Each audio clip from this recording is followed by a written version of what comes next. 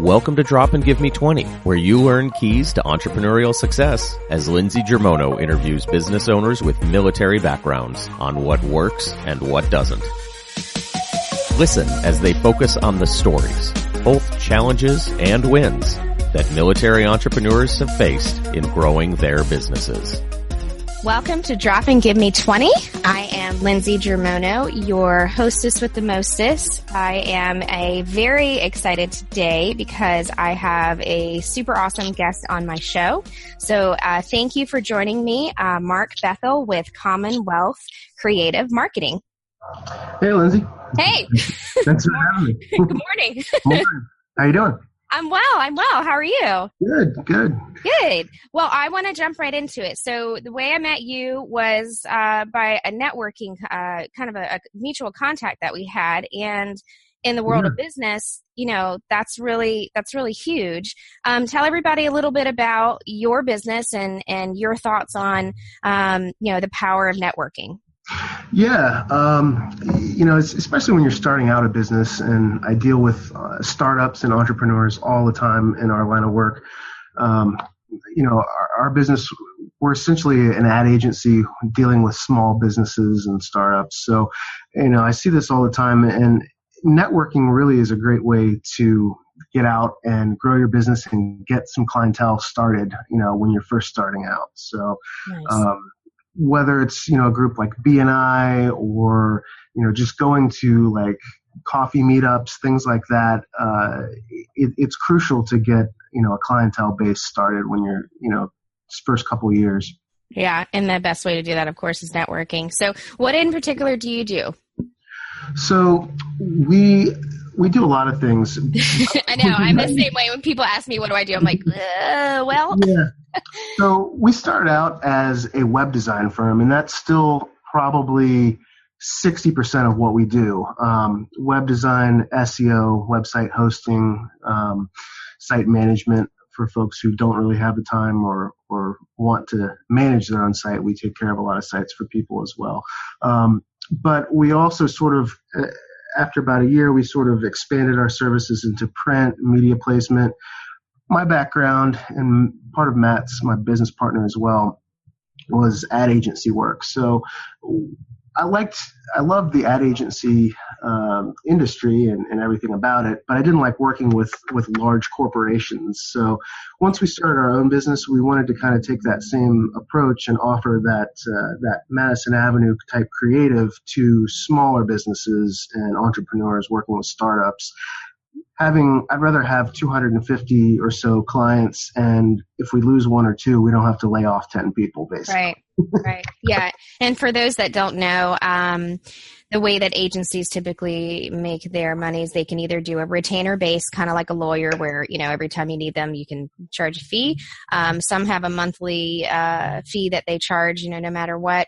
And then some also make their revenue by way of the amount of money, of a budget that the client has. So if a client has a $100,000 a year budget, the agency makes a percentage off that when they place the buy. We can get into that, of course, in another podcast, but I just kind of wanted to explain that to those who were not familiar with kind of how that part of the agency works. So yeah, if you've got all your focus on three main clients, like, Pepsi, Hardee's, whatever, and those clients pool, it affects the business tremendously, and you're rocked. Mm-hmm. Exactly. And so with your business, what are you seeing these days? I know you said SEO, but obviously, for those that are listening, we need a website, right? Like, do we need a website? Really? Everyone needs a website, pretty much. But I know some people who use their Facebook business page or whatnot then they'll say, well, I'm a small business. I can't afford a website. So. Well, and to that I say no one uses the yellow pages anymore. And that's great if Facebook is getting you business. That's fantastic. But you could be getting a ton more business by Google or Yahoo or Bing for that matter. But Google's obviously the elephant in the room. They're the big guy. So just having a website that ranks there or even can show up just in local search, you're going to pick up a lot of traffic just organically from having a well-built website. And do you have any kind of tips or maybe a case study that you could go into, or maybe an example of, website that ranked really well? There's tons of them. I'm not really sure where to start with that. It just really depends on what it is that you're marketing, what your business model is. If you have a unique product, such as, we have one client that has a custombeachwheelchair.com. They manufacture wheelchairs that are able to go out on the sand, into the ocean, into the beach, to make people who, are wheelchair bound able to enjoy, the ocean and stuff. So, that's a pretty unique thing. They have like maybe one or two competitors on a national or worldwide scale. So they were easy to get to rank on a national level. Whereas an HVAC company in Virginia Beach here where I'm located, if they come to me, that's going to be a little bit more of an uphill battle because of the amount of competition. I see. I gotcha. So what can we do if it comes to, a strategy when it comes to building our website? There's the people who want to go towards, I want to have leads come in for my website, or I want, how do we determine what that call to action is or what we want people to do? Do you help with that? Because I know for me personally, I'm a service-based business, so it depends on the person's needs. So how do I get that, out there? Right. So there's a branding side to your website, and then there's a functionality, call to action, marketing side of your website. Once you have the branding, your business name, your logo, and your identity all figured out, then you have enough stuff to kind of build from there. Everything sort of centers around your name and logo, whether it's your domain name, your everything basically starts there. Then you've got to figure out, who's your audience and what are the keywords that they would search for? What do you want your website to show up for on Google when someone makes a search? And, for your wheelchair bound client, or their client that's specializing in wheelchair bound, what would that keyword be for them? Like, would they just, beach wheelchair, wheelchair on sand, that type of thing. Things that you have to think about what you would search for on Google and Gotcha. That sort of thing. Okay. So, you try to work that sort of content into the pages, into the page titles, into product names, that sort of thing. And that helps you, show up for those keywords. So some of us may, because we're bootstrapping, try to find a site that's able to, create that for us. I know there are a couple out there, and I won't name their names, the companies that kind of have this pre-built template that you just punch your stuff into and it's up. So, as opposed to having something that, like yourself, you can create. What are your thoughts for people who try to go that, less, expensive route to try and save costs now? And I'll share with everybody that I did that. I tried to go the cheap way when I first launched, and Marc, what happened a year later. So it's not an uncommon thing. And, I don't try necessarily to steer people away anymore from doing a site their own, because normally I find that they won't listen, and then they come back to me a year later. If you've had experience in doing this before and you know what you're doing, that's great. But even the most, dumbed down templates that are out there, they make it easy to get a website built, but they don't have SEO really built in mind. Sure, they have a little plugin called SEO, and it makes it look like you're going to rank. But unless you really are an SEO professional, it's really hard to get your website to rank really well, unless, like I say, you're a custom beach wheelchair or something that's really kind of unique. Mm-hmm. And everybody that's listening should know what SEO means, but just in case they don't, search engine optimization. And Marc, I know you do a lot of work with that in the background. So to kind of boil it all into one clean, easy to understand point. I know what Marc does, and I know that he has helped save the day for me personally, but I consult with a lot of businesses who, they'll go online and, this website was $10 to build or whatever. And then we have to work backwards before they can do any marketing or advertising because of those things like SEO. It's not where it needs to be. Right. And and I think a lot of people just, are cost conscious about it, but Yeah. Web design is a weird thing. It's an SEO as well. It's still sort of, in the scheme of capitalism, I guess you could say, it's still a relatively new industry. It's still like the Wild West, actually. You can go get quotes from 10 different web designers for the same project, and there could be a varying level of $10,000 in the amount that you're quoted. Yeah, I know that. Yeah. I mean, we're very fair in our pricing. There's value to it, so we're not just giving it away, but at the same time, we're not trying to rip anyone off either. It's a tricky thing, but for the most part, not every website's exactly the same. Right. But some of them are to at least the degree that you know what to quote somebody. If it's just an informational website that needs 10 pages, I know what that cost should be. If you have an e-commerce component, I know roughly what that cost could be. It's Right. just when you get into things where sites need heavy database development and a lot of weird, unique functionality, usernames, passwords, that's when it gets costly. Okay. It's worth it in the long run, in my humble opinion, to get a website custom built if you're not experienced with doing search engine optimization and stuff like that on your own. So we're going to get to an uncomfortable question that I get all the time when people ask me about websites. If we need to budget, if we needed to set some money aside to focus it on website, what would your recommendation be? And I know it depends on whether it's e-commerce and all this stuff, but just for your small business, that solopreneur, somebody who's just kind of getting started, give us a ballpark. On average, I think a fair price to plan for is anywhere between $2,000 and $3,000. I think that anything over that is starting to get into a little bit of rip-off territory, and I think anything below that is getting into you're getting what you're paying type territory. Right. So, the $2,000 to $3,000 is sort of a fair range to get a good custom website done, or even a customization of a good pre-built WordPress theme or something like that. Something with SEO in mind that you can actually organically rank for and gain some business or attention out of on the web. But there was something really cool too. I mean, we started talking about concepts for my version, 2.1 of my website, and now we're into 5 or 6, which is fine. I'm okay with that because I think you need to adapt and flow and always update. But there was a really cool plugin that you recommended, and it was the plugin so that my Facebook feed, anytime anybody went to my website, they would see a live feed of my Facebook business page. Are you seeing more of that kind of stuff? And what are some of the things that are trending or things that are hot that we should have our listeners kind of take note of?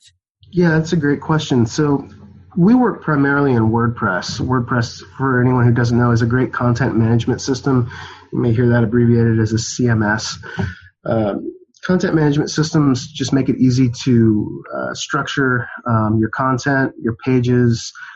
WordPress comes with tons of plugins that are out there, like this Facebook plugin that you're talking about. Some are free, some cost, $79 to $150 or something, depending on what they do or who developed them and what they charge. But the whole WordPress community has tons of great plugins and features that are, available for us to use. Ones that we use a lot are the UPS shipping plugin. You see this on any kind of e-commerce site when you go to calculate the shipping. If you're in Dallas, Texas, or wherever, and you want to ship something that's coming from Florida, it'll calculate it to your zip code based on the weight. That's a very popular one that we use all the time. There's, Constant Contact, MailChimp, GetResponse. They all have newsletter signups where somebody can sign up on your website and it automatically drops your email into a mailing list. There's tons of them out there. Yeah, I've seen ones that when you go to a website, a little screen pops up and you can't move out of it unless you click on the outside or close it. Where do you want more? Enter your email address, and that's a nice way to capture people who are interested in your product. So, one good one that comes to mind, we just did this the other day for a new pawn shop. They wanted their blog to automatically, whenever they make a new blog post, they wanted it to automatically shoot out to Facebook and Twitter. There's a new plugin for that as well. As soon as you publish a new blog post, automatically publishes it to your Facebook feed. What? I need that. We'll talk later. I want that. I'm like, don't take me shopping. I'm like, oh yes, I want that. Well, I want to share with everyone, some of your advice or some of your tips that, if you're an entrepreneur, what would you share with those people from your experience and all that you do? Maybe even if I could have told myself this, 5 years ago, about the wonderful world of entrepreneurialism, what would that be? Yeah, buckle up. You're in for a ride. I know. Don't do it. No, I would say absolutely do it. It takes the right kind of person, but especially when you're dealing, I worry about that a lot less when dealing with the military, especially just in my experiences. They're more prepared for this than the average person, I think. They're not going to stress over it to the point that a lot of people are. I just see that it's something about that structure and mindset certainly helps make you, a good entrepreneur, I think. And what I would offer though is probably don't get too consumed in having the right business plan. Sure, it's important to make sure that you have profit margins and you're not going to lose money doing what you're doing. But at a certain point, you just got to dive in and start that, start that project, start making money. It's never 2 or 3 years down the road, it's not likely to be the exact same vision that you had. Amen. Your business is going to evolve into different things, and just accept that. Roll with the change and adapt to it, and it's going to be fun. Mm-hmm. Yeah, I'm totally with you. I think 2 years ago over 2 years ago when I first launched, I had this plan, right? This is what I'm going to do. This is what I'm going to offer. This is how much, I'm going to charge. 6 months in, I'm like, well, all right, wait a second. That didn't work out the way I thought, but okay. And then 6 months ago, actually somebody put kind of a rock in my shoe, and I just couldn't kick it out. And it was, this marketing, the consulting part of things. And I will tell you that being open to that suggestion is a challenge first. You've got to be open to when people are like, hey, you should do this, and not be like, look, man, I know what I'm doing, and, shove them off. Like, you have to be, hey, you know what, that's a good, and listen to them. So it's a part of that adapting. So I totally agree, but you do have to start, just dive, just go. Everything else will work itself out. Yeah. 6 years ago, I would have never guessed that vehicle wraps and vehicle graphics would be a part of my business, but it's probably the biggest growing areas of our business now. We're booking these things all the time. We're wrapping a delivery truck for a doggy cupcake company coming up next week. So you just said that because I'm a dog lover, and I'm going to get off the phone with you. I'm going to ask you about that doggy cup. You doing this on purpose? Yeah. Okay. Well, we are actually. I told you this flies by when we start cooking. You have something really interesting about yourself. Well, you have a couple of things, but one that I want to talk about is you played college ice hockey? I did for Radford University, not a very big school. That was the only school I could actually walk onto an ice hockey team for. But I played hockey since I was a young kid. I still do. I probably should hang them up sometime soon, but I still play hockey But you're from the beach. How does that work? Like, where's their ice? There's like in Virginia Beach area, we've got three main ice rinks now. When I was growing up, we had one, and then they built a second one. I'm 36 now, so we're talking late 90s when I'm in like a teenager. Now they've got a great program here. People looked at me like, I was crazy playing ice hockey when I was 16, but now they all had their surfboards. Yeah, exactly. They're driving their big trucks, listening to country music and rap. I'm driving a Honda, listening to punk rock and playing ice hockey. But, So, and then another really cool thing was that you were an on-air radio personality. I was. Towards the end of college, I had some friends working in radio. I was into radio. I did some internships, had a college radio station, and then just sort of it got popular. And then I got hired by local rock station in the Roanoke Valley and worked there as an on-air personality for about a year or two, and then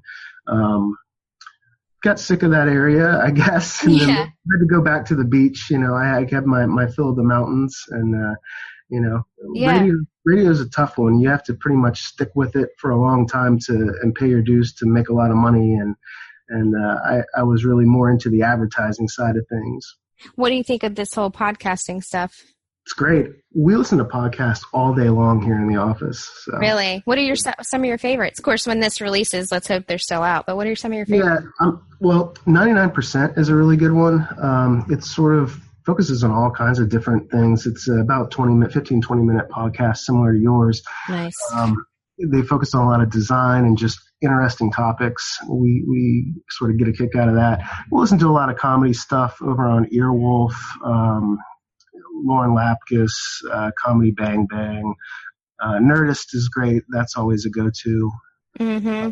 Lots of good ones out there. There's so many good ones out there. I mean, people, when I started this crazy idea, they were like, oh, have you heard this? Have you heard that? And I'm like, wow, everybody has so many different podcasts that they love to follow and listen to. This is awesome. So, mine is obviously tailored towards military entrepreneurship, but I like to, kick that around so that for those that are listening, if you ever have an inclination to do something kind of off track, dive in, like Marc said. It's scary, but it's fun. You have people, when you ask for help, you have people like Marc who are like, yeah, I'll do it. I'll jump in. So they're out there. Yeah, just do it. So Marc, with Commonwealth Creative Marketing, where can we find you? We're on the web at ccm-web.com. It's www. Which people don't really say anymore, so I'm kind of saying that with a smirk on my face. ccm-web.com. And Facebook, let's see, what else do you guys have? Facebook and Twitter, Commonwealth CM. Okay, great. Well, awesome. Well, thank you for diving in on website stuff. I mean, it's really important to everyone that's in business. And if you guys need anything, even if it's just you have a website and it's not working how you want it to, call Marc. That's how I stumbled across him. Actually, he was recommended to me by another contact that we have in common. But Marc, you got in, you're like, and you didn't call my baby ugly, which I liked, because we get really involved in our websites, but then you came in and you saved the day. So thank you for that. No, thank you. All right, guys. Well, yeah. Thank you. And I will talk to you very soon. Thank you for coming on the show and sharing all of your expertise and insight with us. Everybody, if you want to connect with Marc Bethel with Commonwealth Creative Marketing, it's just ccm-web.com. So thank you again, Marc, and I will talk to you soon. Thanks. All right. Bye.